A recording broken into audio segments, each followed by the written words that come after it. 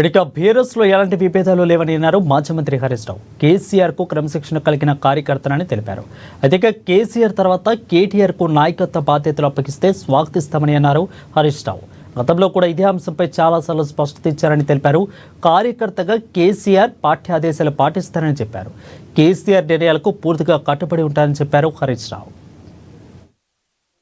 కేసీఆర్ గారు మా పార్టీ అధ్యక్షుడు. ఆయన యొక్క ఆదేశాలను తూచా తప్పకుండా పాటించే ఒక క్రమశిక్షణ కలిగిన కార్యకర్త హరీష్ రావు అని చెప్పిన.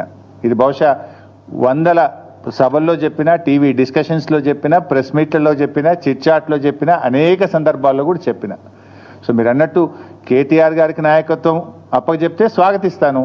డెఫినెట్గా ఐ కోఆపరేట్. ఒక కార్యకర్తగా హరీష్ రావు పార్టీ నిర్ణయాన్ని, కేసీఆర్ నిర్ణయాన్ని ఎప్పుడైనా శిరసా వహిస్తాడు తప్ప గీత దాటే వ్యక్తి కాదు.